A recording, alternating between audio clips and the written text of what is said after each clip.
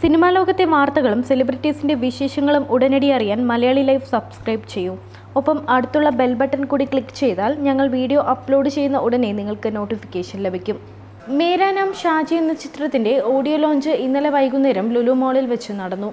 ലുലു മോളിന്റെ 6ാമത് വാർഷികത്തോടനുബന്ധിച്ച് നടന്ന ചടങ്ങിനിടെയാണ് audio launch നടന്നത്.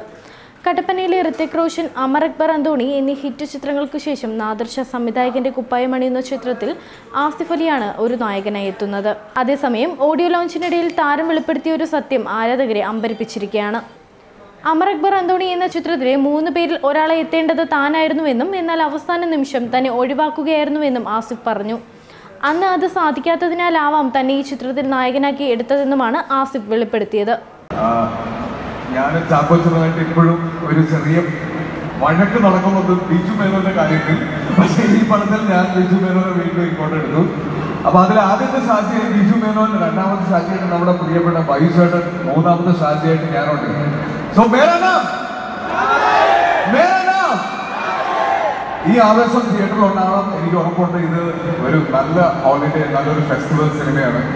ബാക്കി ഞാൻ പറയാൻ ആഗ്രഹിച്ചത് മുഴുവൻ ചാക്കോച്ചൻ പറഞ്ഞു. നാദിർഷയുടെ കൂടെ അമർ അക്ബർ ആന്റണിയിൽ ശരിക്കും ഞാൻ ഇന്ന് രഹസ്യം ഇവിടെ വെച്ച് വെളിപ്പെടുത്താൻ പോവുകയാണ്. ശരിക്കും അമർ അക്ബർ ആന്റണിയിൽ ഒരാൾ ഞാനായിരുന്നു. പക്ഷെ ലാസ്റ്റ് നിമിഷം എന്നെ ഒഴിവാക്കിയതാണ്.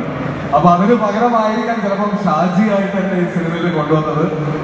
2 തിരക്കഥാകൃത്തുകൾ അവിടെ നിന്ന് ചിരിക്കുന്നുണ്ട്, എനിക്കത് കാണാം. പക്ഷെ ആ സിനിമയിൽ എനിക്ക് തോന്നുന്നു ആ 3 പേർക്ക് കിട്ടിയ കയ്യടി അത്രത്തോളം തന്നെ എൻ്റെ ആ ചെറിയ ക്യാരക്ടറിന് കിട്ടി. അത് ഭയങ്കര സന്തോഷമുള്ള കാര്യമാണ്. ആ ധൈര്യമാണ് ഷാജിയായിട്ട് നാദിർഷയുടെ കൂടെ വീണ്ടും ഈ സിനിമയിൽ വരാൻ ഒരു കാരണമായത്. സോ ഇന്നത്തെ man of the day the music director.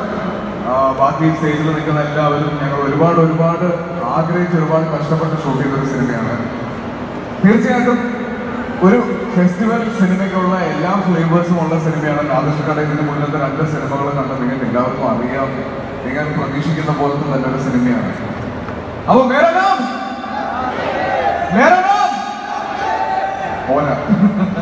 പറ്റിയതിലും നിങ്ങളെയൊക്കെ കാണാൻ പറ്റിയതും ഇത്രയും ആളുകളുടെ മൊബൈലിൽ ഞങ്ങളെ പകർത്താൻ ശ്രമിച്ചതിലൊക്കെ ഒരുപാട് സന്തോഷം. ഇതെല്ലാം ഫേസ്ബുക്കിൽ ലൈവായിട്ട് വരട്ടെ. ഈ സിനിമയ്ക്ക് നല്ലൊരു ഇനീഷ്യലും വലിയൊരു റീച്ച് കിട്ടട്ടെ. Thank you so much.